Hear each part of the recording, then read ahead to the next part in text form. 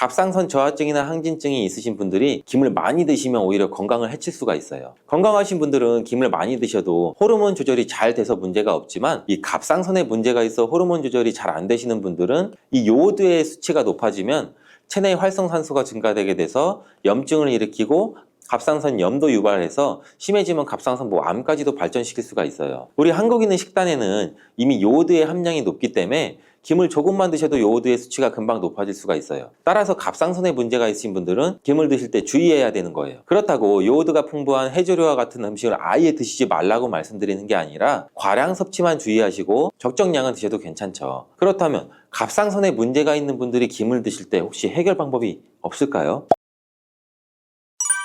바다의 불로초, 해조류의 왕이라고 별명을 갖고 있는 김, 이런 몸에 좋은 김도 우리 잘못 먹으면 암에도 걸릴 수가 있고 치매에도 걸릴 수 있다는 사실 혹시 알고 계시나요? 아무리 좋은 음식도 제대로 알고 드실 때 건강을 지키는 보약이 될 수 있는 것이죠. 식탁 위에 빼놓을 수 없는 반찬, 굉장히 맛있죠.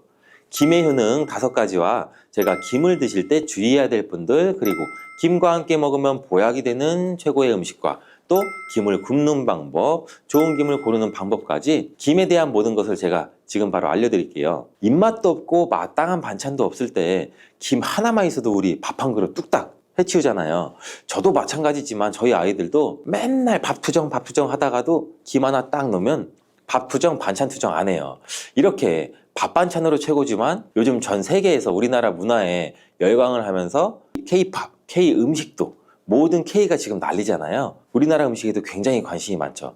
특히 최근에는 바로 이 김에 대한 관심도 굉장히 높아졌는데 냉동김밥이 또 어마어마하게 많이 팔리면서 김에 대한 인기도 높아져서 과자처럼 간식으로 김을 많이 먹고 있다고 해요. 전 세계적으로 선풍적인 인기를 끌고 있는 김은 첫 번째 효능은 바로 이 뇌를 건강하게 해서 치매를 예방하는 데 좋다는 거예요. 김에는 뇌신경을 활성화시키는 비타민 B1과 B2가 풍부하게 들어있는데 이 비타민들이 뇌세포의 건강을 유지하고 신경전달 물질을 생성하는 데 도움을 줘서 기억력을 향상시키고 또 우리 뇌를 계속해서 이렇게 활성화시켜줘요. 또 미네랄 성분이 풍부해서 우리 뇌 기능을 활성화하는 데 도움을 줘 치매를 예방할 수도 있어요. 그리고 김에는 이 포피란이라는 수용성 식이섬유가 풍부하게 함유되어 있는데 이 포피란은 우리 혈관 내의 나쁜 콜레스테롤, LDL 수치를 떨어뜨려주는 효능이 있어요. 따라서 우리 혈관 내의 혈전 생성을 막아주고 동맥경화에도 도움이 되고 혈액순환도 좋게 함으로써 뇌에도 혈류를 원활하게 해주는 작용을 갖고 있죠. 또 김에는 이 알긴산이라는 성분이 있는데 알긴산도 콜레스테롤이 혈관에 쌓이는 것을 방지해주고 몸 밖으로 배출시켜주는 역할을 해요. 국립 부경대학교 연구팀의 연구 결과에 따르면 이 알긴산은 혈관 내의 중금속과 노폐물을 흡착해서 제거해서 혈액 속 중성지방이나 콜레스테롤을 억제해서 피를 또 맑게 해주고 성인병 예방에 놀라운 기능을 한다고 보고하고 있어요. 이러한 성분들의 효능으로 뇌에 필요한 영양분을 충분히 공급하고 노폐물을 빨리빨리 배출할 수 있게 돼서 머리도 맑아지고 뇌 신경도 튼튼하게 해주는 거죠. 이런 김과 계란을 함께 드시면 엄청난 시너지 효과를 느낄 수가 있는데 계란에는 대표적으로 비타민 B12랑 콜린이라는 성분이 풍부한데 이 성분들이 뇌신경을 활성화하는 데 굉장히 큰 도움을 줘요.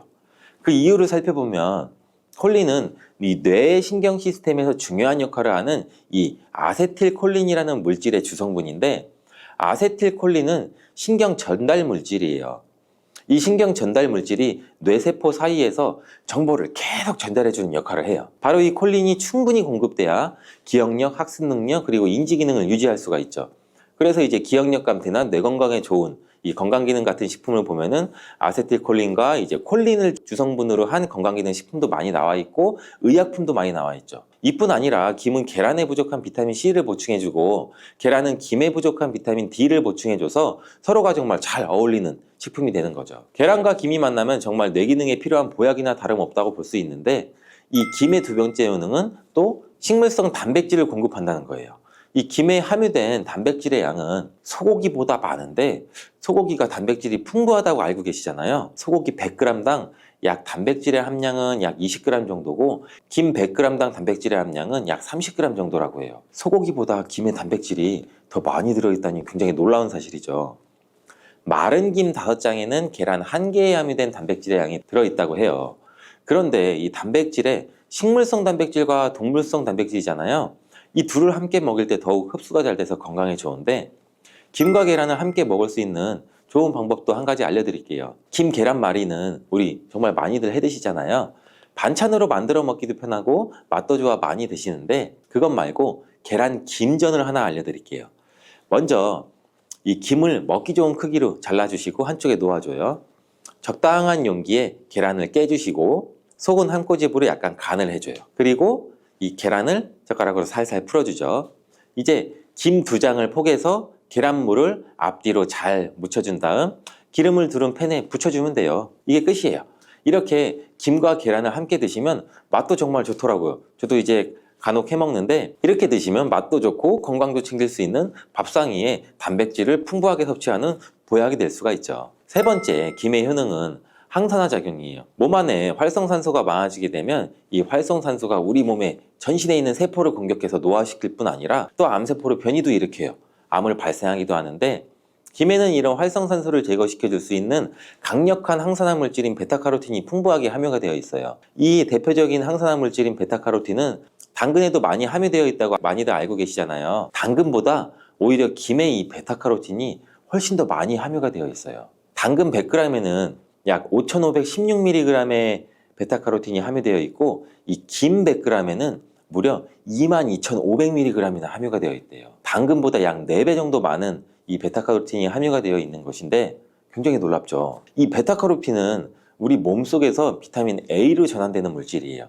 비타민 A 하면 어떤 게 생각나세요? 바로 생각하신 그거 맞아요. 눈이죠. 비타민 A는 시력을 보호하고 야맹증을 예방하는 데 도움이 되죠. 김에 단백질이 많이 함유되어 있다고 했잖아요. 이 단백질이 비타민 A와 만나면 로놉신이라는 성분이 생성되는데, 이 로놉신이 시력을 보호하고 야맹증을 예방하는 역할을 하는 거예요. 이 당근이 눈 건강에 좋다고 많이들 드시는데, 당근보다도 김에 더 많이 함유가 되어 있다는 사실도 꼭 한번 기억해 주시길 바래요. 이 네 번째 김의 효능은 골다공증 예방에 도움을 준다는 거예요.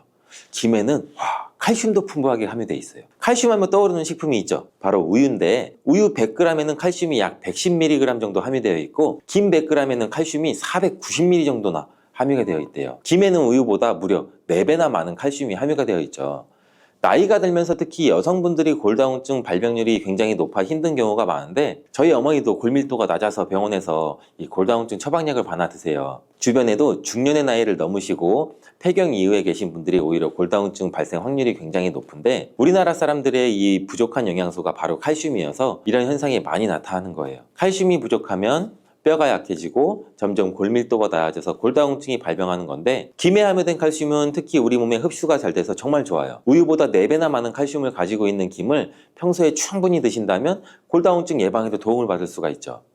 김을 드실 때 먹는 방법을 알고 드시는 것도 좋겠죠. 이 김의 영양소를 잘 흡수할 수 있도록 먹는 방법이 있는데, 김을 구울 때 보통 어떻게 하시나요? 보통 기름을 김에 바르고 불에 구워 드시잖아요. 그렇게 하시면 안 돼요. 이 마른 김을 아무것도 바르지 않은 달궈진 팬 앞에 앞뒤로 5초씩 살짝 먼저 구운 다음에 그 다음 들기름을 발라 드시면 돼요. 순서가 바뀐 거죠. 김에 열을 가하게 되면 김에 함유된 영양소는 체내 흡수율이 높아져요. 근데 들기름을 굽기 전에 바르지 않고 구운 후에 바르는 이유는, 들기름은 바른 채로 굽게 되면 오히려 들기름이 산패돼서 건강을 해칠 수가 있어요. 열을 가하지 않은 들기름을 바르면 들기름의 불포화 지방산이 또 혈관을 깨끗하게 해주는 데 도움을 줄 수 있어서 더욱더 건강한 식사를 하실 수가 있죠. 5번째 김의 효능은 이 당뇨를 완화시키는 데 도움을 줄 수 있다는 거예요. 당뇨병이 있으신 분들은 당뇨약을 드시게 되면 비타민 B12가 결핍된 분들은 굉장히 많은데, 그래서 이렇게 대학병원 앞에서 처방을 이렇게 받다 보면은 당뇨약과 비타민 B12 의약품을 함께 처방한 경우도 많아요. 이 비타민 B12가 작용하는 게 굉장히 많은데, 당뇨 환자들은 일단 기본적으로 피가 걸쭉걸쭉해지는 효과를 갖고 있기 때문에 혈액순환이 잘 안 돼요. 그래서 이제 발끝, 손끝, 거기에 해당하는 질환이 굉장히 많은데, 그걸로 인해서 이제 말초신경 질환이 같이 발생할 수가 있죠. 그래서 비타민 B12를 같이 처방을 해주는 이유인데, 이 김에 바로 비타민 B12가 풍부하게 함유되어 있어 당뇨병으로 인한 이 말초연관 증상을 완화시키는 데도 굉장히 큰 도움을 줄 수가 있어요. 2017년 한국식품과학회지에 실려있는 연구에서 당뇨 환자들이 김을 섭취하면 또 혈당 수치를 낮추는 데도 도움이 된다고 보고했고요. 이는 김에 함유된 비타민 B12 때문이라고 밝혀졌어요. 당뇨 환자는 비타민 B12가 결핍되기 쉬운데, 이 비타민 B12는 고기에 보통 많이 함유가 되어 있어요. 당뇨 환자의 식단은 또 채식인 경우가 많아서 이 영양소를 섭취할 수 있는 기회가 또 적어지는데, 이 당뇨 환자에게 처방되는 메트포르민 성분의 계열의 약 성분들의 약물이 또 비타민 B12의 흡수도 방해해서 이 성분이 결핍될 가능성은 더욱 높아지죠. 이 당뇨 환자들은 고혈당으로 인해서 또 신경이 많이 손상되는데, 이 때문에 손발끝이 저리거나 통증이 오는 신경합병증도 많이 발생되죠. 이 증상을 완화시키고 신경이 손상되지 않도록 보호해주는 역할을 비타민 B12가 또 해주죠. 이런 이유로 당뇨 환자는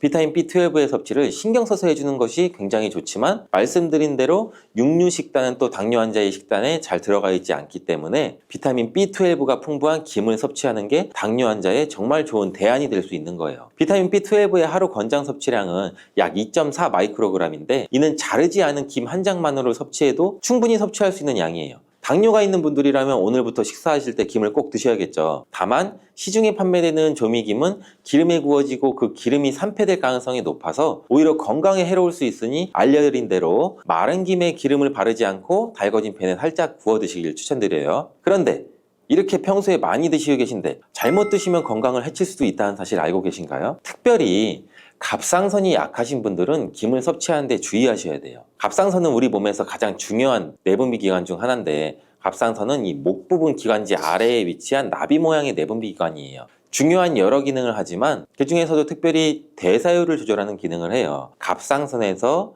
T3, T4 호르몬을 분비해서 우리 몸의 에너지 소비와 체온 조절을 하는데 굉장히 중요한 역할을 하는데, 이 갑상선 호르몬은 신경 시스템의 정상적인 기능을 유지하는데 굉장히 꼭 필요해요. 이 호르몬이 제대로 분비가 되지 않아 수치가 너무 높거나 낮게 되면 우울증, 불안 증세, 기억력 감퇴 등등의 문제가 발생될 수가 있고, 갑상선 호르몬 중에 또 요오드가 굉장히 중요한 부분을 차지하죠. 이 김에 요오드가 풍부하게 함유되어 있어요. 요오드가 부족하면 체중이 늘어나고 탈모도 생길 수 있고 만성 피로가 생겨서 힘들어질 수도 있는데, 세계보건기구에서는 요오드가 부족하면 뇌세포가 손상되고 치매도 발생될 수가 있다고 보고하고 있어요. 이렇게 중요한 요오드, 김에 풍부하니 먹어야 되는 거 아니야? 굉장히 많이 먹으면 좋잖아, 이렇게 생각할 수가 있는데, 맞는 말씀이지만 예외가 있죠. 갑상선이 약하신 분들은 김 섭취에 주의해야 된다고 했잖아요. 갑상선 저하증이나 항진증이 있으신 분들이 김을 많이 드시면 오히려 건강을 해칠 수가 있어요. 건강하신 분들은 김을 많이 드셔도 호르몬 조절이 잘 돼서 문제가 없지만, 이 갑상선에 문제가 있어 호르몬 조절이 잘 안 되시는 분들은 이 요오드의 수치가 높아지면 체내 활성산소가 증가되게 돼서 염증을 일으키고 갑상선 염도 유발해서 심해지면 갑상선 암까지도 발전시킬 수가 있어요. 우리 한국인의 식단에는 이미 요오드의 함량이 높기 때문에 김을 조금만 드셔도 요오드의 수치가 금방 높아질 수가 있어요. 따라서 갑상선에 문제가 있으신 분들은 김을 드실 때 주의해야 되는 거예요. 그렇다고 요오드가 풍부한 해조류와 같은 음식을 아예 드시지 말라고 말씀드리는 게 아니라, 과량 섭취만 주의하시고 적정량은 드셔도 괜찮죠. 그렇다면 갑상선에 문제가 있는 분들이 김을 드실 때 혹시 해결 방법이 없을까요? 물론 도움을 줄 수 있는 게 있죠. 그것은 바로 마늘과 함께 드시는 거예요. 대표적인 강력한 항암식품이 마늘이잖아요. 이 마늘에는 셀레늄이란 성분이 풍부해요. 이 셀레늄은 다량의 요오드로 인해 발생되는 활성산소로부터 갑상선을 보호하는 역할을 하게 되는 거예요. 그래서 우리 흔히 건강기능식품 기능성 원료로서 유해산소로부터 세포를 보호하는 작용을 한다는 효능을 가지고 있다고 우리나라 식약처에서도 셀레늄에 대한 성분을 인정해주고 있죠. 갑상선 호르몬의 생산을 도와주고 갑상선에 문제가 있으신 분들이 드시면 이 호르몬의 문제를 해결하는 데 조금이라도 도움이 되는 거예요. 또한 김에 함유되어 있는 알긴산이라는 성분은 콜레스테롤이 혈관에 쌓이는 것을 방지하고 몸 밖으로 배출시켜주는 역할도 한다고 알려드렸는데, 바로 이 마늘과 함께 드시면 이 효능이 배가돼서 혈관에 혈전이 생기는 것을 막아줘 혈관 건강에도 최고인 보약이 될 수가 있는 거죠. 이렇게 좋은 김 아무거나 드시지 마시고 좋은 김 고르는 방법도 알려드릴게요. 좋은 김은 검붉은 색을 띠며 살짝 반짝이고 윤기가 있어요. 그리고 냄새가 없고 담백한 맛이 나요. 그리고 그 김을 구웠을 때는 오히려 녹색빛이 선명하게 나타나고, 물에 불렸을 때는 잘 녹고, 김을 담궜던 물이 맑을수록 좋은 김이라고 할 수가 있어요. 또한 끓는 물에는 이 클로로겐산이라고 하는 폴리페놀과 같은 좋은 성분이 다 녹아버려서 우리가 흔히 감자를 삶았을 때 삶은 물은 다 버리잖아요. 그러니까 이 감자를 삶았을 때 그 좋은 성분도 어느 정도 같이 버릴 버려진다고 보시면 될 것 같습니다. 물에 녹아서 버려지기 때문에 감자를 삶아서 먹는 방법은 그렇게 좋은 방법이 될 것 같지는 않고요. 감자를 찌게 되면 오히려 감자의 효소 활성이 늘어나면서 이 클로로겐산 함량이 더 증가한다고 해요. 그리고 우리가 흔히 많이 알고 있는 감자를 드실 때 싹난 부분 다들 많이 조심하잖아요. 하나 더 조심할 것은 싹뿐 아니라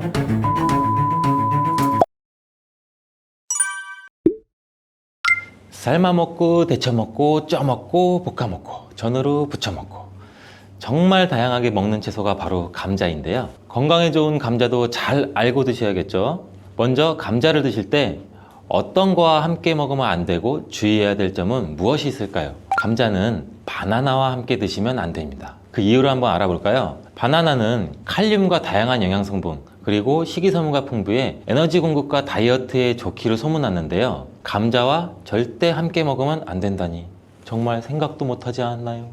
나트륨을 배출하는데 도움을 주기로 유명한 칼륨은 바나나뿐만 아니라 감자에도 풍부하게 함유가 되어 있습니다. 함께 드시게 되면 칼륨이 몸속에 과다하게 들어오고 그렇게 되면 세포의 수분 균형이 깨져 근육과 신경에 과도한 이완을 초래할 수 있고 근육의 무력감과 만성 손발 저림을 넘어 심하면 심장 부정맥을 일으킬 수가 있습니다. 또 혈압 상승도 같이 일으킬 수가 있고 함께 드시지 않고 따로 드시게 되면 이 칼륨은 우리 몸에 정말 좋은 효능을 발휘하는데 몸속 나트륨을 배출할 뿐만 아니라 칼륨은 혈관을 확장해서 몸속의 노폐물도 원활하게 배출되도록 도와줍니다. 또한 이 감자의 풍부한 칼륨은 알카리성으로 혈액의 산성화를 방지해서 뼈에서 칼슘이 빠져나가는 것도 막아주고 마그네슘과 같이 근육의 수축과 이완에 큰 도움을 줘서 다리나 종아리 근육의 갑작스러운 경련을 예방해주는 역할도 같이 해주기 때문입니다. 따라서 감자는 고혈압, 동맥경화, 뇌졸중 이러한 심혈관 질환뿐만 아니라 뼈와 근육의 건강에도 많은 도움을 주기 때문에 정말 다양하게 조리해서 맛있게 드실 수가 있습니다. 근데 여기서 우리가 조리할 때 주의할 점도 있어요. 바로 감자전이나 감자튀김은 우리 몸에 독이 될 수 있다는 것입니다. 감자튀김이나 감자전 굉장히 맛있죠. 정말 맛있죠? 케찹에 찍어 먹고 마요네즈에 찍어 먹고. 근데 이러한 감자전이나 감자튀김이 칼로리가 굉장히 높고 비만과 심혈관 질환을 유발할 수 있는 이 트랜스 지방이 굉장히 많이 포함되어 있어서 건강에 해롭다는 사실은 굉장히 많이 들어보셨을 거예요. 이 감자를 튀기게 되면 아크릴 아마이드라는 유해 물질이 굉장히 많이 발생하게 됩니다. 튀긴 감자 굉장히 맛있는데 감자와 고구마와 같이 이러한 탄수화물이 많은 식품을 굉장히 높은 온도로 굽거나 튀길 때 생성되는 이 아크릴 아마이드는 암을 유발하고 뇌신경의 단백질을 손상시켜 알츠하이머성 치매, 파킨슨병의 위험을 증가시킨다고도 알려져 있습니다. 이러한 이유로 아크릴 아마이드는 세계보건기구와 국제암연구소에서 유해물질로 지정된 매우 위험한 물질인데 이런 위험한 물질을 굳이 일부러 만들어 먹을 필요는 없겠죠. 그렇다면 튀김 말고 어떻게 먹어야 되나? 감자를 삶아서 소금이나 설탕을 찍어 먹는 것, 이것 또한 좋아하시는 분들 굉장히 많을 거예요. 근데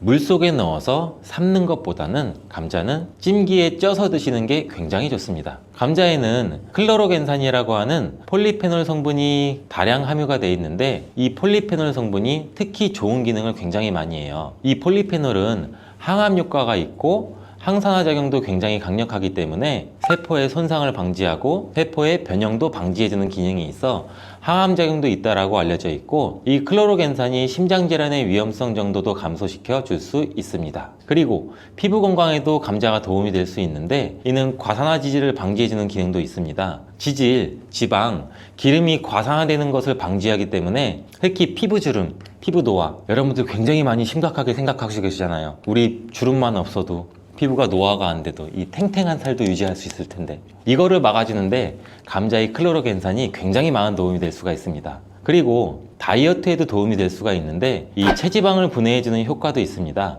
이 클로로겐산이 지방을 분해하기 때문에 비만 방지와 다이어트에 도움이 될 수가 있고 또한 혈당 관리에도 도움이 될 수가 있습니다. 혈당이 급격하게 올라가는 것을 이 클로로겐산이 막아주는 기능이 있기 때문에 당뇨 예방과 혈당 관리에도 도움이 될 수가 있습니다. 근데 이 클로로겐산이 감자의 속살에 있는 게 아니고 감자의 껍질에 많이 들어가 있는데요. 이 감자 껍질 1g당 클로로겐산이 1mg이 들어가 있습니다. 따라서 우리가 감자를 드실 때 감자 껍질을 잘 닦아서 감자 껍질도 같이 함께 드시는 게 더욱 좋습니다. 감자를 조리할 때 클로로겐산의 함량이 변화가 될 수도 있는데, 이는 생감자 껍질 1g에 아까 클로로겐산 1mg이 들어가 있다고 제가 말씀드렸죠. 이게 감자를 삶았을 때는 클로로겐산이 1mg에서 0.6mg로 감소하고, 또 오히려 찜기에 쪘을 때는 이 클로로겐산 함량이 1.6mg 정도로 높게 변형이 되고, 또 구웠을 때는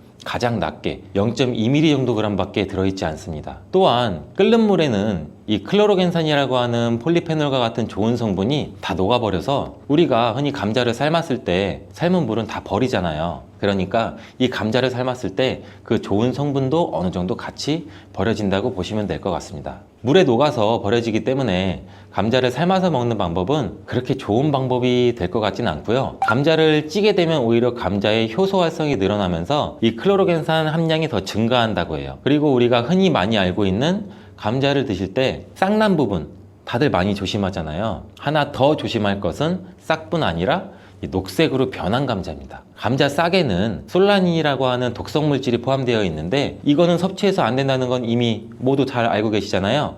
근데 감자가 녹색으로 변한 거 역시 솔라닌 함량이 증가했기 때문에 섭취하지 않는 것이 좋습니다. 솔라닌은 감자와 같은 가지과 생물이 이 스스로를 방어하기 위해서 생성하는 천연 살충제라고 보시면 돼요. 이 솔라닌은 독성이 굉장히 강해서 소량 섭취만으로도 이 두통이나 복통이나 구토, 식중독 증상과 같은 것을 유발할 수 있으며, 과도한 섭취는 호흡곤란까지 초래해서 매우 위험할 수 있어요. 뜨거운 열로 조리해서 우리는 솔라닌을 제거할 거야, 이렇게 생각하시는 분들이 굉장히 많은데, 이 솔라닌은 285도 이상으로 가열해야만 분해가 되므로 100도씨의 물로는 아무리 삶아도 이 솔라닌 독소는 없어지지 않습니다. 이러한 솔라닌은 햇빛에 노출될수록 솔라닌의 생성이 굉장히 빨라져 감자는 어두운 곳에 보관하고, 싹이 난 감자뿐만 아니라 초록색으로 변한 감자도 반드시 패기 바랍니다. 여기서 감자를 보관할 때 간단한 팁을 알려드리면, 보관하실 때 감자를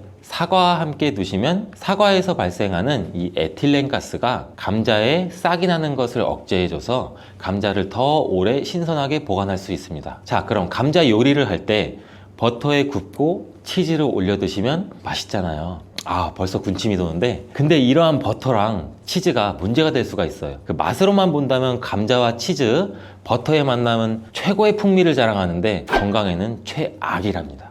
이 치즈와 버터를 감자 요리에 사용하게 되면 이 포화지방과 나트륨의 섭취를 증가시키게 돼서 심혈관 건강에 굉장히 안 좋은 영향을 끼칠 수가 있는데, 이 치즈와 감자를 함께 드시면 맛과 식감이 아주 좋지만, 고지방의 치즈는 칼로리를 증가시킬 뿐 아니라 감자의 영양 성분도 같이 파괴할 수가 있습니다. 특히 이 치즈에 들어있는 포화지방은 나쁜 콜레스테롤, 즉 LDL 콜레스테롤 수치를 높일 수가 있으며, 이는 심혈관 질환의 위험도 같이 증가시킵니다. 또한 치즈에 함유된 나트륨은 혈압 상승도 유발할 수 있고, 혈압이 상승하게 되면 다양한 심혈관 질환 문제도 같이 발생하게 됩니다. 따라서 저지방 또는 무지방 치즈를 선택해서 같이 곁들여 드시길 바라겠습니다. 감자와 궁합이 잘 맞는 음식에는 무엇이 있을까요? 자, 삶은 감자를 먹다 보면 우리 목 막히잖아요. 이때 우유 드시는 분들 굉장히 많으시죠. 저도 어렸을 때 감자를 설탕에 찍어 먹거나 소금에 찍어 먹고 있으면 엄마 목말라! 엄마가 물을 안 줘요. 왜 물을 안 줘? 근데 그때 엄마는 우유를 주셨어요. 저희 부모님은. 어른들의 지혜가 굉장히 대단하다고 생각해요. 저는 이때 우유를 드시면은 아주 잘 선택한 거예요. 감자를 먹게 되면 좋은 이유 중 하나는 풍부한 단백질을 섭취할 수 있다는 건데, 감자가 탄수화물 덩어리로 알려져 있는데 실제로는 고품질의 단백질도 함유하고 있어요. 이 감자의 단백질은 우유와 계란에 이어서 흡수율이 굉장히 높으며 콩보다 우수한 단백질로 여러 군데에서 평가받고 있습니다. 하지만 감자에는 비타민 A, 칼슘, 지방이 부족한데 우유가 감자의 부족한 영양 성분을 완벽하게 보충해줘요. 반면에는 우유에는 비타민 C가 부족한데 감자의 비타민 C가 풍부해서 서로의 궁합이 쿵짝쿵짝 굉장히 잘 맞는 거죠. 감자를 우유와 함께 갈아 마시거나 따뜻한 감자 스프를 만들어 드시는 것도 매우 좋습니다. 감자를 껍질째 조리해서 우유와 함께 드시면 혈당 상승 걱정 없이 우리 몸에 에너지와 영양을 충분하게 공급할 수 있습니다. 다음으로는 감자와 궁합이 잘 맞는 음식에 식초가 있습니다. 감자와 식초와의 조합은 매우 생소하지 않아요? 처음 들어보셨죠? 근데 감자에는 각종 비타민이 정말 많이 들어있는데 그 중에서도 특히 비타민 C가 풍부하게 많이 들어있어요. 감자 한 개에는 비타민 C 우리가 섭취하는 하루 권장 섭취량의 30% 이상이 들어있는데 사과보다 무려 3배나 많은 양이에요. 감자의 비타민 C는 이 스트레스 해소랑 강력한 항산화 작용을 해서 우리 몸의 면역력도 같이 강화시켜 주는데, 이 비타민 C는 콜라겐 조직도 같이 강화해 피부를 탄력 있게 유지해 주고 노화 방지에도 도움을 줍니다. 비타민 C가 열과 산에 약한 것은 굉장히 많이 알고 계시죠? 근데 놀라운 사실은 감자의 비타민 C는 감자 전분으로 인해서 마치 보호막처럼 삥 둘러싸여 있는 것처럼 열에 의한 손상이 적다는 거예요. 따라서 이 감자는 열에 익혀도 이 비타민 C가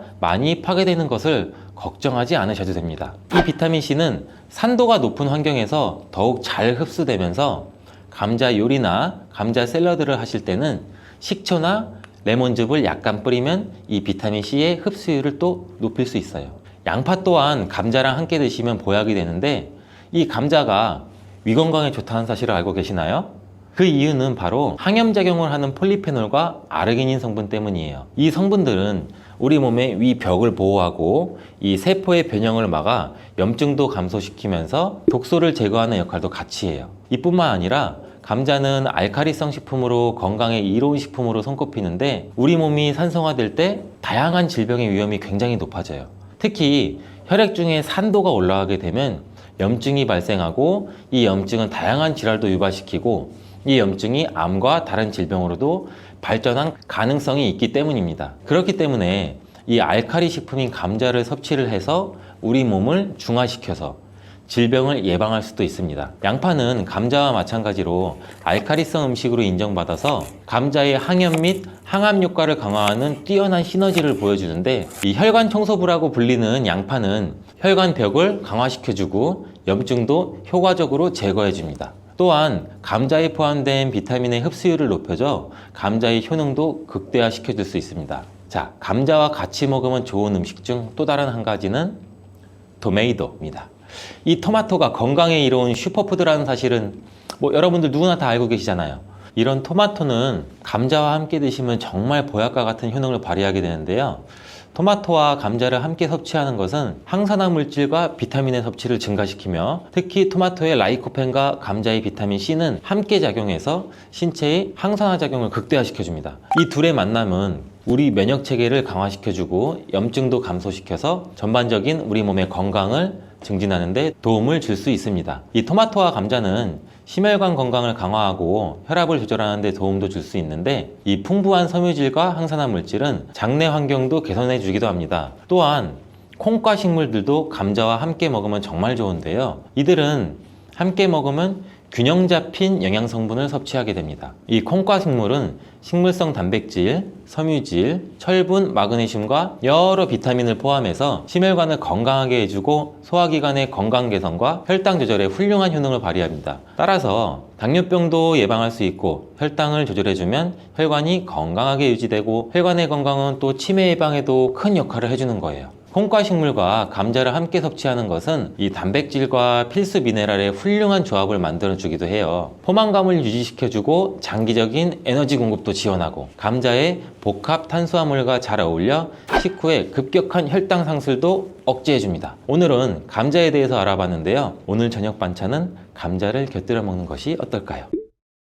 꿀은 그 자체로도 또 많은 약효가 있어요. 천연 항생제인 프로폴리스로 인해서 면역력을 높여주고 피로회복도 도와주고 위장 기능도 강화시켜주고 이렇게 도움을 주는 효능이 굉장히 많이 갖고 있는데, 특별히 이 건조된 기관지를 촉촉하게 해주는데 굉장히 좋은 효과가 있어서 기침이나 가래를 완화시켜주는 약성도 가지고 있어요. 그래서 우리 흔히 약국에 가시면 프로폴리스 스프레이도 많이 추천을 해주시잖아요. 그래서 목 아프신 분들, 기침이 많이 나시는 분들한테서 많이 추천을 해주시기도 해요. 이렇듯 꿀과 함께 드시면 또 시너지 효과가 나타나 보약이나 다름없는 식품 5가지를 제가 바로 지금 소개해 드릴게요. 첫 번째는 바로 계피예요. 계피와 꿀이 만나면 여러 가지 효능들이 있는데, 계피는 오래전부터 이 자연요법으로도 많이 사용된 식재료예요. 꿀과 계피의 조합으로 효능이 배가 된다는 것은 굉장히 많은 실험을 통해서 밝혀진 바 있고, 겨울철이 되면서 관절도 여기저기 많이 쑤셔서 힘드신 분들 많으시죠?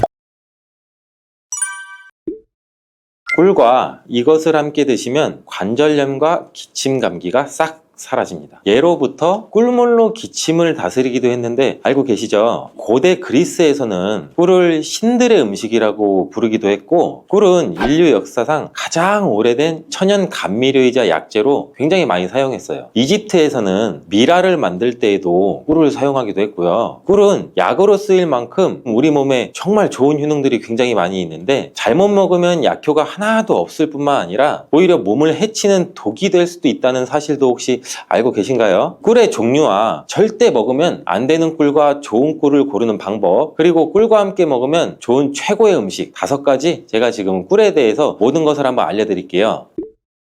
이 꿀에는 굉장히 여러 종류가 있는데, 꿀벌들이 꽃을 통해서 꿀을 만드는 것은 뭐 누구나 잘 알고 계신 거죠. 꿀벌이 꽃의 밀선에서 분비되는 자당을 먹었다가 다시 토해내는 과정을 거치는데, 꿀벌의 효소에 의해서 과당과 포도당으로 또 분해가 돼요. 그래서 점성이 있는 액체가 되죠. 이것이 우리가 아는 꿀이 되는 거예요. 또 꽃의 종류에 따라서 꿀의 이름도 달라지게 돼요. 우리가 잘 알고 흔히 볼 수 있는 아카시아 꿀, 굉장히 유명하죠. 그 외에도 밤꿀, 쌀이꿀, 유채꿀 뭐 등등 꽃의 종류에 따라서 꿀의 맛과 향이 조금씩 다른 특징이 있죠. 여러 가지 꽃을 통해 만들어진 꿀은 잡화꿀이라고 그래요. 이런 꽃을 통해서 만들어진 이 천연꿀 말고 벌에게 억지로 설탕을 먹여서 만든 꿀이 있는데, 이거는 또 사양꿀이라고 하죠. 이 사양꿀은 일반적으로 천연꿀에 비해서 가격은 상대적으로 저렴하고 대량으로 생산이 가능하다는 장점이 있죠. 하지만 이 사양꿀은 천연꿀에 비해서 영양가가 낮고 인공적인 향과 맛이 첨가될 수가 있어요. 따라서 우리는 꿀을 선택할 때 사양꿀인지 천연꿀인지 확인을 기본적으로 하시고 구매를 하셔야 되는데, 꿀에 사양꿀인지 천연꿀인지는 표기가 되어 있지 않은 경우도 많아요. 이때는 탄소 동위원소 비율을 확인하시면 구분할 수 있어요. 천연꿀의 탄소 동위원소 비율은 22%에서 33% 정도 되고, 이 탄소 동위원소 비율이 낮을수록 좋은 꿀이라고 해요. 사양꿀이나 꿀 음료는 거의 설탕물이나 다름없으니 반드시 천연꿀을 구매해서 드시기를 바래요. 꿀을 보관하는 방법을 알려드리자면, 꿀은 절대로 썩지 않는다는 말도 있어요. 그 이유는 꿀에는 향균 작용이 있는 이 프로폴리스 성분이 포함되어 있기 때문인데, 주의하실 것은 직사광선이 없는 서늘한 곳에 보관하시고, 꿀을 덜으실 때는 이 오염되지 않은 스푼 같은 것을 사용하시면 좋습니다. 가끔 꿀을 냉장고에 보관하시는 분들이 있는데, 꿀을 냉장고에 보관하면 하얀 침전물이 생길 수가 있어요. 그리고 또 오래되면 층이 분리되는 현상이 나타날 수 있으니 주의하시는 게 좋고요. 꿀은 그 자체로도 또 많은 약효가 있어요. 천연 항생제인 프로폴리스로 인해서 면역력을 높여주고 피로회복도 도와주고 위장 기능도 강화시켜주고 이렇게 도움을 주는 효능이 굉장히 많이 갖고 있는데, 특별히 이 건조된 기관지를 촉촉하게 해주는데 굉장히 좋은 효과가 있어서 기침이나 가래를 완화시켜주는 약성도 가지고 있어요. 그래서 우리 흔히 약국에 가시면 프로폴리스 스프레이도 많이 추천을 해주시잖아요. 그래서 목 아프신 분들, 기침이 많이 나시는 분들한테서 많이 추천을 해주시기도 해요. 이렇듯 꿀과 함께 드시면 또 시너지 효과가 나타나 보약이나 다름없는 식품 5가지를 제가 바로 지금 소개해 드릴게요.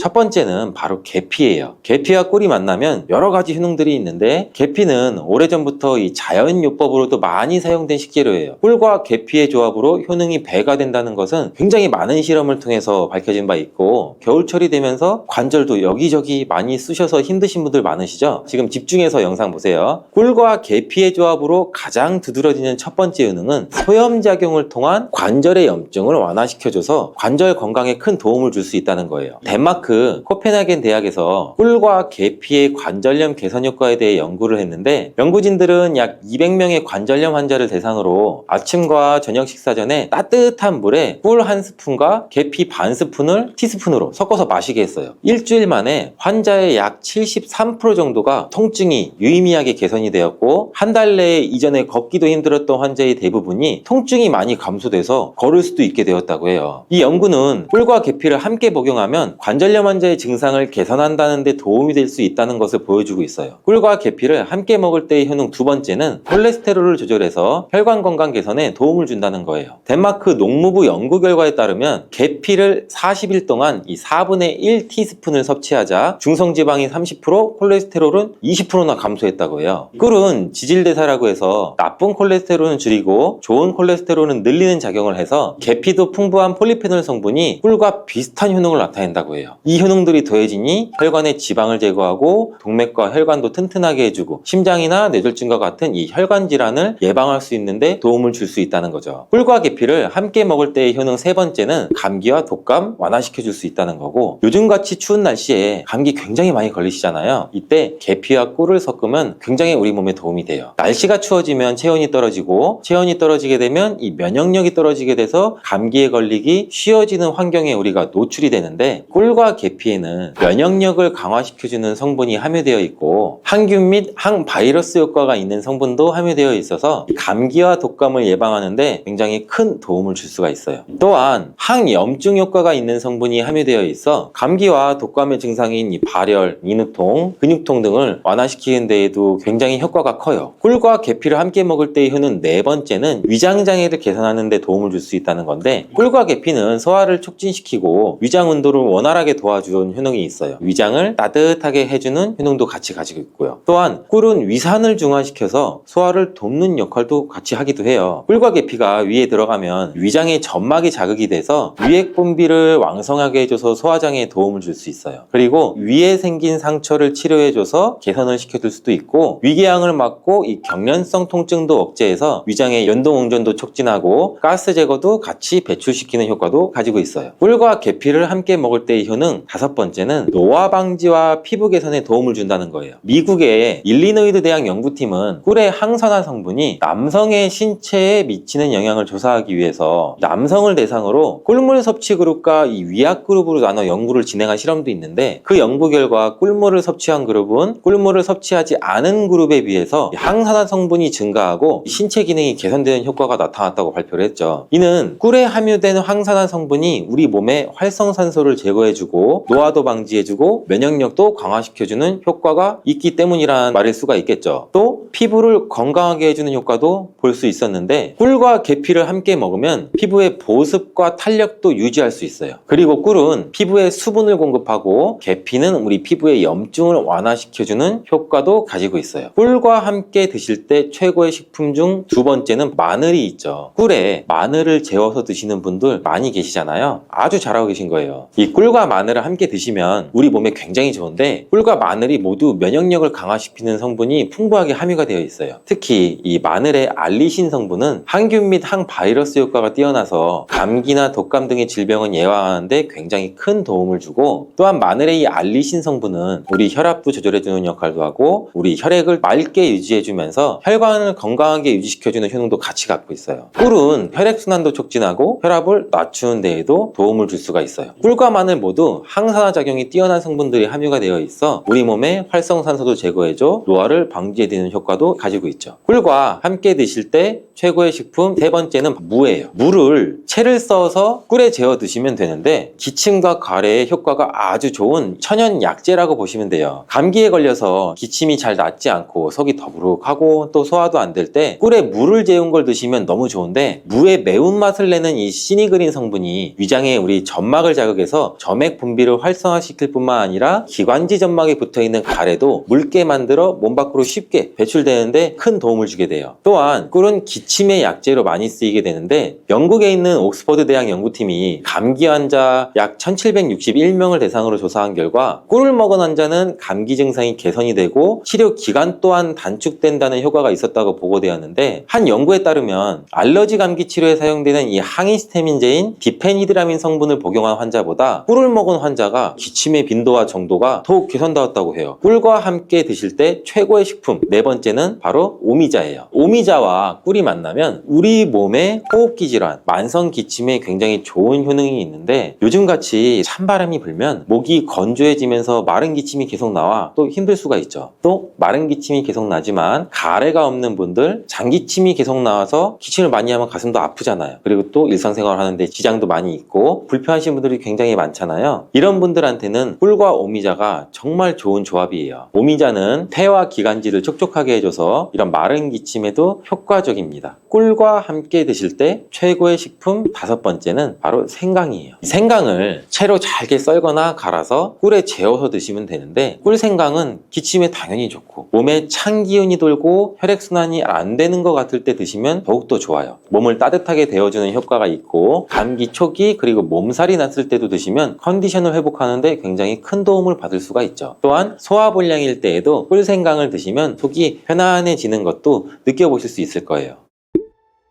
부추가 건강에 도움이 된다는 사실은 사실 많은 분들이 알고 계시고요. 그렇지만 부추의 효능에 대해서는 잘 모르시죠. 그러면 부추의 효능, 함께 먹으면 보약이 되는 음식과 또 부추를 드실 때 주의할 점, 그리고 부추의 특별한 조리법까지 모두 알려드리겠습니다. 부추와 이것을 함께 드시면 죽어가던 혈관이 살아나고 치매가 예방됩니다. 부추와 같이 먹으면 좋은 음식 첫 번째는 바로 부추에는 항산화 성분과 각종 비타민, 칼슘, 칼륨 등의 미네랄 성분이 풍부해서 우리 간 해독에도 좋고 또 콜레스테롤을 낮추며 당뇨 예방과 조절에도 도움이 되고요. 심혈관 질환을 예방하는 데도 아주 탁월한 효과가 있습니다. 부추가 건강에 도움이 된다는 사실은 사실 많은 분들이 알고 계시고요. 그렇지만 부추의 효능에 대해서는 잘 모르시죠. 그러면 부추의 효능, 함께 먹으면 보약이 되는 음식과 또 부추를 드실 때 주의할 점, 그리고 부추의 특별한 조리법까지 모두 알려드리겠습니다. 부추와 같이 먹으면 좋은 음식 첫 번째는 바로 두부입니다. 두부는 기본적으로 단백질이 풍부하죠. 그리고 단백질뿐만 아니라 리놀렌산, 레시틴, 피토스테롤 등의 성분이 아주 풍부한데요. 이 성분들을 통해서 몸의 콜레스테롤 수치를 낮춰줄 수 있고 혈액순환을 원활하게 해서 동맥경화나 심근경색, 뇌출혈 등의 심혈관 질환을 예방을 할 수가 있습니다. 그리고 두부는 우리 몸의 체력과 이 근력을 유지하는데 아주 큰 도움을 주는데요. 바로 두부에 들어있는 풍부한 단백질 때문이죠. 우리 몸의 근육은 똑같이 유지가 되는 것이 아니라 매일 일정량의 새로운 근육으로 대체가 되어야 되는데요. 그렇다면 매일 우리가 충분한 단백질을 복용을 해야 한다는 얘기겠죠. 우리 몸에 단백질을 공급해 주는데 정말 유용한 음식이 바로 두부인데요. 또한 두부에는 아주 콜린이 풍부한데 콜린은 알츠하이머성 치매를 예방하는 데 탁월한 효과가 있습니다. 그리고 두부는 건강하게 장수하는 데에도 도움을 줄 수 있죠. 많은 과학자들의 연구 결과를 보면 건강하게 장수한 사람들의 특징이 바로 식물성 단백질을 아주 꾸준히 섭취했다는 사실을 발견했고, 동물성 단백질을 식물성의 단백질로 바꿔서 섭취를 하면 사망의 위험성이 낮아진다는 연구 결과도 나와 있어요. 이런 두부와 부추가 만나게 되면 심혈관 질환을 예방하는데 시너지 효과를 볼 수가 있습니다. 바로 부추에 풍부한 황화 아릴 성분이 혈관 내 노폐물을 제거해 줄 수가 있고요. 또 나쁜 콜레스테롤도 녹여주는 효과가 있기 때문인데요. 그렇게 되면 혈액이 깨끗해지고 혈액순환이 원활하게 잘 돼서 심혈관 질환의 전반적인 예방을 할 수가 있습니다. 그리고 부추에는 칼륨이 아주 풍부한데요. 칼륨은 혈관 내 나트륨을 몸 밖으로 배출해주는 작용을 합니다. 만약에 몸 안에서 나트륨 농도가 높아지면 고혈압이 발생하고 증세가 심해지면 치매까지 유발을 할 수가 있습니다. 그런데 이 부추 속에 있는 칼륨이 나트륨을 배출해 주어서 혈관 문제를 미리미리 예방을 할 수가 있고요. 고혈압뿐만이 아니라 혈관성으로 오는 치매까지 예방해주는 효과를 누릴 수가 있습니다. 문제는 부추를 먹어서 이렇게 혈액순환이 좋아진다고 해도 혈관 내에 호모시스테인이라는 성분은 부추를 드시는 것만으로는 해결이 되지 않는 경우가 있습니다. 이 호모시스테인은 체내에서 메티오닌이 대사되는 과정에서 생성되는 아미노산인데요. 호모시스테인이 과량이 돼서 혈관에 많이 쌓이게 되면 오히려 혈관을 손상을 시키고 혈액의 응고를 촉진하기 때문에 혈액순환도 떨어지고 심혈관 질환을 유발을 할 수가 있습니다. 그런데 이때 두부를 함께 드시게 되면 혈관 내 호모시스테인을 제거하는데 아주 놀라운 효과를 볼 수가 있어요. 어떻게냐고요? 바로 두부에 들어있는 풍부한 엽산 때문인데요. 이 엽산이 호모시스테인을 몸 밖으로 배출해 주는데 탁월하기 때문이에요. 이 엽산은 호모시스테인을 다시 메티오닌으로 전환시킬 수 있기 때문에 독성을 완화시킬 수가 있는 겁니다. 제가 앞에서 말씀드렸다시피 두부에 단백질이 풍부하다는 사실은 대부분 모두 알고 계실 거예요. 그런데 이 단백질의 양이 우리가 먹는 고기보다 훨씬 많다는 사실은 잘 모르셨죠? 보통 나이가 드시면 소화가 잘 안 되기 때문에 고기 섭취를 아무래도 줄일 수밖에 없고 꺼리시는 분들이 많이 있습니다. 우리가 나이가 들면 아무래도 소화력이 떨어지면서 고기를 드셔도 소화가 잘 안 돼서 잘 안 드시게 되는 분들을 많이 볼 수가 있는데요. 우리나라 성인들의 단백질 섭취량이 전체적으로 많이 부족하다는 통계 자료도 나와 있고요. 그래서 두부를 드시게 되면 이 부족한 단백질을 충분하게 보충해 줄 수가 있기 때문에 근육을 튼튼하게 하고 또 이는 관절염이나 통증을 예방하는 데에도 도움을 줄 수가 있습니다. 그리고 두부에는 이소플라본이라는 성분이 많이 들어있는데요. 이 이소플라본은 바로 칼슘의 흡수를 도와주고 뼈에서 칼슘이 빠져나가는 증상까지 막아주는 효과가 있어요. 이 효과 때문에 노년기에 오는 골다공증을 예방하는데 아주 큰 역할을 해줄 수가 있고요. 다만 두부도 약간의 찬 성질이 있는데요. 그래서 몸이 찬 분들이 드시면 소화가 안 되는 경우가 있습니다. 이럴 때는 어떻게 하면 좋을까요? 바로 부추와 함께 드시면 이 문제를 해결할 수가 있습니다. 부추는 두부와 다르게 따뜻한 성질을 가지고 있기 때문에 두부의 찬 성질을 중화시킬 수가 있습니다. 그럼 두부와 부추를 함께 드시는 방법을 제가 하나 알려드릴게요. 먼저 두부를 면포에 담은 다음에 물기를 다 빼주시고 잘 으깨주시면 됩니다. 이 으깬 두부와 잘게 썬 부추에 계란을 넣고 반죽을 합니다. 그리고 달궈진 팬에다가 기름을 넣어주시는데요. 이때 기름은 오메가3가 풍부한 올리브유나 들기름을 사용하시면 아주 좋습니다. 그 반죽을 넣고 잘 부쳐주시면 두부 부추전이 완성됩니다. 자, 두 번째, 부추와 함께 먹으면 보약이 되는 음식은 바로 사과입니다. 사과는 평소에도 많이 드실 텐데 부추를 사과와 함께 드시게 되면 사과 속에 풍부한 항산화 물질들이 혈관을 보호해주고 또 유기산이 우리 몸의 신진대사를 촉진해주기 때문에 몸속에서 생성되는 발암물질들을 몸 밖으로 빠르게 배출시켜줍니다. 부추가 가진 효능 중에 가장 중요한 것 중에 하나가 바로 이 항암 효과예요. 부추에 있는 다양한 영양 성분과 식이섬유, 항산화 물질들 덕분인데요. 부추에는 비타민 A, 비타민 C와 같은 항산화 물질들이 아주 풍부합니다. 세포를 손상시키고 염증을 유발하면서 노화를 촉진하는 활성산소를 제거하는 역할을 해주고 암세포의 활성을 억제하는 효과도 갖고 있습니다. 특히 비타민 A는 면역 체계를 강화시켜 주어서 우리 몸이 암세포와 싸워 이길 수 있는 힘을 높여주는 역할을 해줄 수가 있습니다. 우리 몸의 세포를 손상시키는 주범에는 프리라디칼이라는 물질이 하나 있는데요. 들어보신 분도 아마 있을 거예요. 이 프리라디칼의 체내 농도가 높아지게 되면 몸에서 암세포가 발생할 수 있는 확률이 급격히 올라가게 됩니다. 이런 나쁜 물질을 부추에 있는 비타민 C와 비타민 E가 제거해주면서 암을 예방하는 효과가 자연스럽게 있는 거죠. 그리고 부추와 사과에는 수용성의 식이섬유가 많이 들어있거든요. 이 식이섬유는 소화 기능을 건강하게 유지하는 데 도움을 줄 뿐만 아니라 대장암 같은 소화계통의 암을 예방하는 데에도 아주 큰 도움을 줍니다. 그리고 식이섬유가 풍부한 부추와 사과는 혈당 관리에도 도움을 주어서 당뇨를 예방하고 개선하는 데도 큰 역할을 하고요. 이 식이섬유는 혈관 내에 콜레스테롤을 배출하는 데 도움을 주고 당 성분이 장에서 빠르지 않고 천천히 흡수되도록 해주기 때문에 우리 몸의 혈당이 급격히 오르는 것을 방지를 해줄 수가 있습니다. 이렇게 되면은 우리 몸의 췌장에서 인슐린이 분비되는데 충분한 시간을 벌어줄 수가 있거든요. 그래서 췌장이 혹사가 되는 것도 예방을 해줄 수가 있고요. 그렇다면 부추와 사과는 어떻게 드시는 게 좋을까요? 자, 제가 방법을 알려드리겠습니다.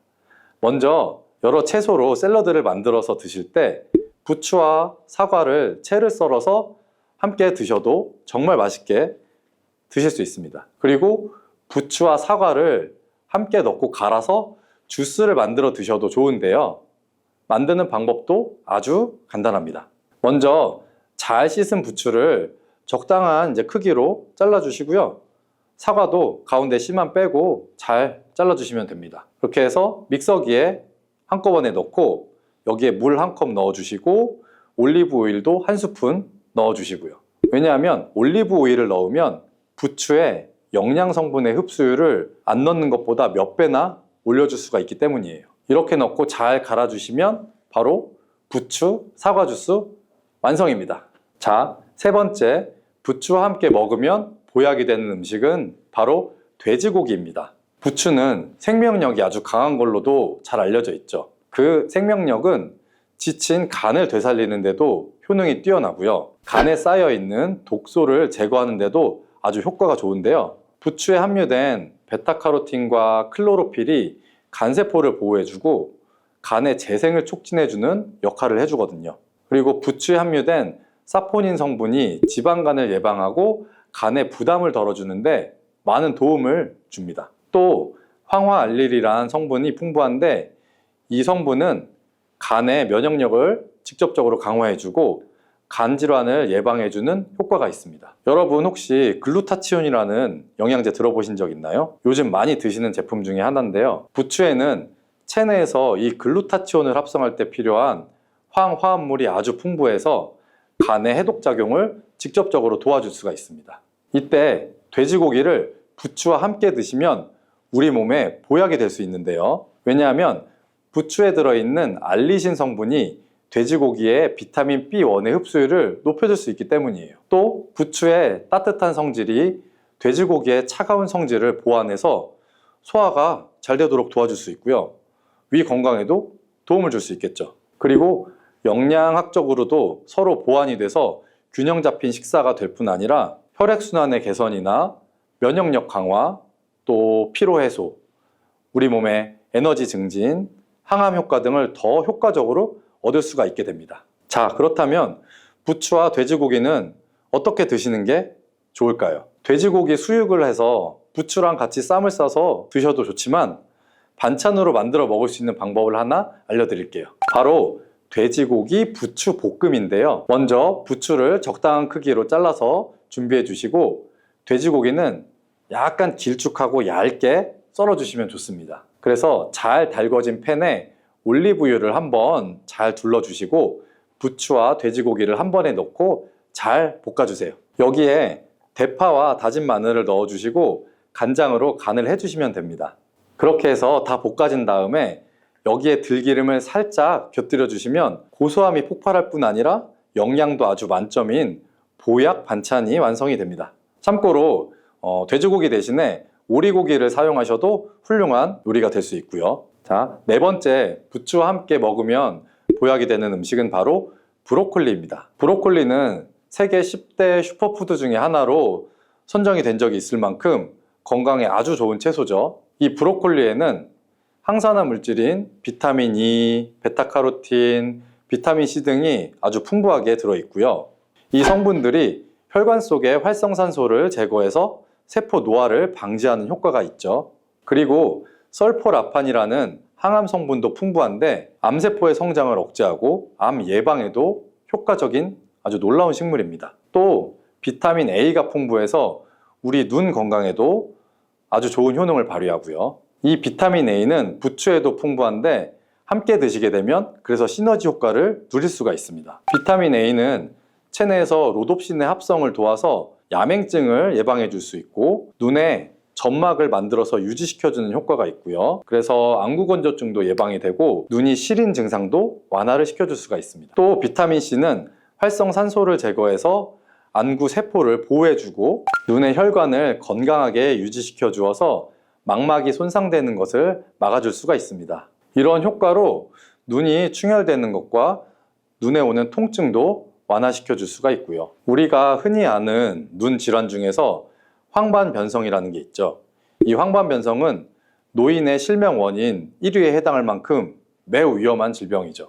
그런데 부추와 브로콜리에 풍부하게 들어있는 비타민 E가 이것을 예방해 줄 수가 있는데요. 황반변성은 우리 안구가 급격하게 노화되면서 많이 발생을 하거든요. 그런데 비타민 E가 이 노화를 막아주는 효능이 있기 때문에 황반변성을 예방하는 데 큰 도움을 주는 겁니다. 이 비타민 E는 비타민 C, 비타민 A와 함께 먹으면 우리 몸에서 흡수율이 올라가거든요. 그렇기 때문에 부추와 브로콜리를 함께 복용하면 눈을 건강하게 하는데 아주 높은 시너지 효과를 볼 수가 있습니다. 그렇다면 부추와 브로콜리는 어떻게 먹으면 좋을까요? 지금 바로 함께 먹는 특급 조리 방법을 하나 알려드릴게요. 먼저 부추를 잘 씻어서 적당한 크기로 잘라주시면 되고요. 브로콜리는 송이를 좀 나눈 다음에 끓는 물에 넣어서 부추랑 살짝 데쳐주시면 돼요. 이렇게 데친 부추와 브로콜리를 찬물에 잘 헹궈주시고 물기를 빼주시면 됩니다. 여기에다가 간장, 식초, 설탕, 다진 마늘, 그리고 참기름을 좀 섞어주시고 양념장을 잘 만든 다음에 부추와 브로콜리를 골고루 묻혀주시면 됩니다. 아주 간단하죠? 마지막으로 통깨를 위에다가 조금 더 뿌려주시면 맛있는 부추 브로콜리 무침이 완성이 됩니다. 그런데 이렇게 몸에 좋은 부추도 드실 때 주의할 사항이 있어요. 부추가 돼지고기와 함께 먹을 때는 좋지만 소고기와 함께 먹으면 좋지 않은 점이 있습니다. 소고기는 부추와 비슷하게 따뜻한 성질을 가지고 있거든요. 그래서 소고기를 부추와 함께 드시게 되면 이 뜨거운 성질이 강화되기 때문에 위와 장 등의 소화기관에 자극을 줄 수가 있고요. 이것이 소화불량을 일으킬 수도 있고 또 배가 아프거나 아니면 변이 묽어져서 설사가 나올 수도 있고요. 또 너무 과량 섭취하시게 되면 그 열 때문에 두통이나 불면증까지 오는 경우도 있습니다. 그리고 신장 기능이 약하신 분들도 부추를 드실 때 약간의 주의를 하시면 좋은데요. 그 이유는 바로 부추에 들어있는 풍부한 칼륨 때문이에요. 이 칼륨이 몸속에 나트륨을 배출해서 혈압이나 심혈관 질환에 도움을 주지만 신장이 약하신 분들이 부추를 과하게 드시게 되면 많은 양의 칼륨이 몸에 들어오면서 약한 신장이 이 칼륨을 몸 밖으로 잘 배출해주지 못하게 되거든요. 그렇게 되면 몸에는 고칼륨 혈증이 나타나서 근육이 약해지고 또 심장에도 영향을 주어서 심장박동이 좀 불규칙해지거나 심하면 호흡곤란이 오기도 해요. 따라서 신장질환이 있는 분들은 몸 상태를 보시면서 소량씩 드시는 것이 좋겠습니다.